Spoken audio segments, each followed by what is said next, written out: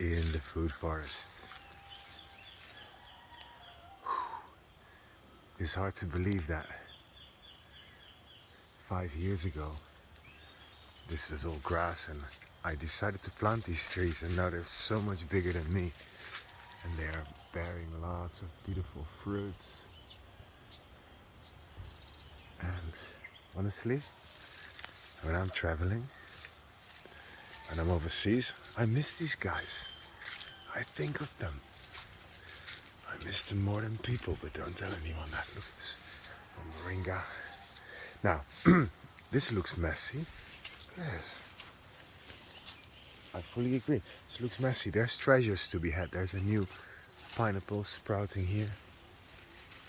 But granted, another pineapple, and another pineapple, and another one, and another one. And you see, this one will soon be ready for harvest.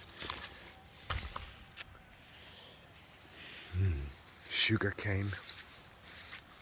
You can cut the sticks and suck on them. That sweet, juicy liquid deliciousness. Lots of chop and drop. Look at that. Gamal, Mexican sunflower. And so, all of these plants have been healing the soil, accumulating nutrients. And at some point, as would naturally happen in a forest succession, a natural disaster might move in that blows over these pioneering trees and brings them back to the ground. So those seeds underneath that birds have brought in from elsewhere that contain the potential for, let's say, longer term trees are now ready to sprout with the compost of these guys passing on their nutrients. So we can mimic that model by chopping them ourselves, pretending we are a storm. And that is called chop and drop. And there's a lot of chop and drop to be done here. A lot of chop and drop. These gardenia, I believe they're like one of the national flowers of Indonesia. Really one of the most profound smells you ever come across in our food forest. Mr. Cassava, what are you doing here? I never planted you here. You can stay, it's all good. It's so good in the hood.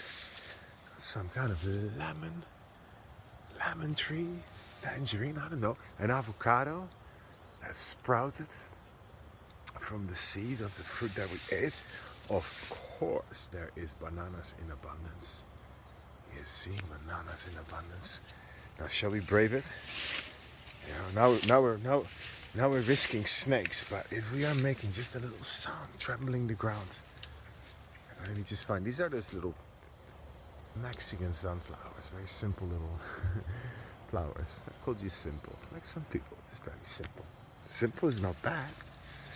And they are also a great accumulator of nutrients that by chopping them and dropping them, we will bring that back to the soil.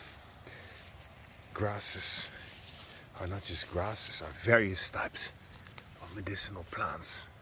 Like this one that's kind of the shape of your brain happens to benefit your brain. Benefit your meditation practice even, some say. Look at this Singapore cherry. Very first tree we planted here, and all of this was still grass. All of this was still grass. Let's go into here, let's snoop into here, see what's going on. Wowzers. Yeah. Cardamom.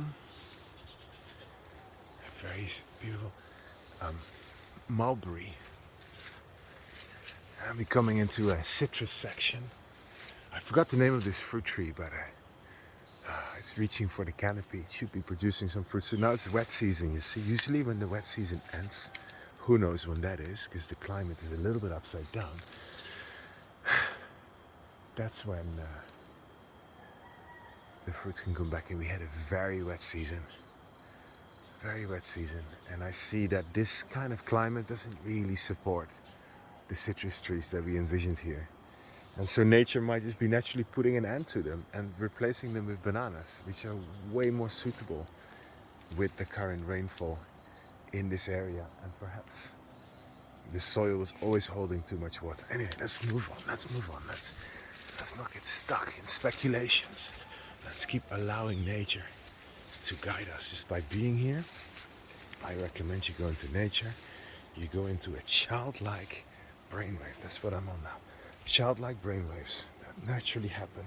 Stresses and worries fall away, but kids don't worry. Kids don't worry, neither do I when I'm in my food forest.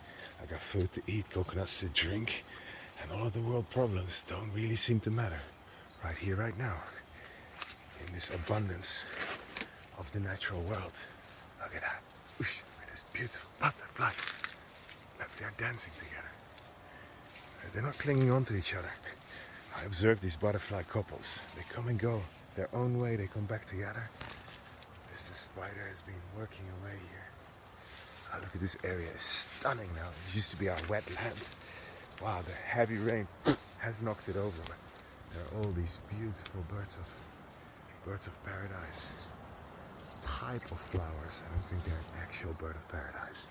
But who cares? What's in the name? I look at that flower. I say, you are a flower of absolute paradiso.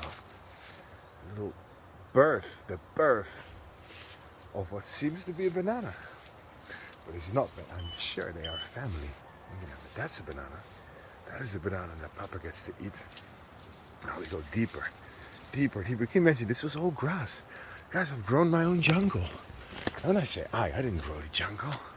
Who grew the jungle? Mother Nature grew the jungle, right? I didn't grow anything here. I just planted seeds.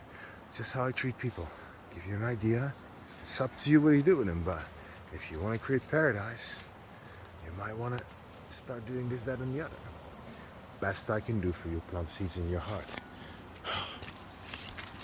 Philosophy, guys, philosophy. Excuse me. I have more trees. Mostly fruit trees. But of course, when you plant fruit trees, maybe I should have done more of this, you also got to plant some kind of beneficial insect attracted nitrogen fixing goodness. And this, my friends, is one of them. Butterfly tree. That's the butterfly flower. It fixes nitrogen, it enriches the soil. You know, because they have these leguminous offshoots. And they attract, well, the name says it all, butterflies. Edible flowers, these begonias, are great in a salad. Are great in a salad indeed. As we are sloping down to the river. This is the walk of paradise, guys. You come to New Earth School, you get to walk here in the morning, just like me. It's all available to you. All of these leaves here, I can start a root beer factory in here. Because this is all root beer. We have root beer, we have sugar cane. Is there anything else we need to produce a root beer? Sure. Our next business venture is the New Earth Root Beer Factory. Oh.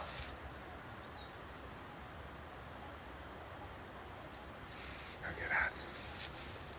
And don't just look at that. You hear that. You hear that. You hear that. We just passed 1 million pineapples. Look at this. Oh, look at this bird. If only you could smell what I can smell here. These flowers are incredible. Guys, I'm sending you so much love, so much beauty, so much joy from the forest gardens at New Earth School Bali. NewEarthCooking.com. Come visit. Come bask in the glory of nature with us. You deserve it. I love you.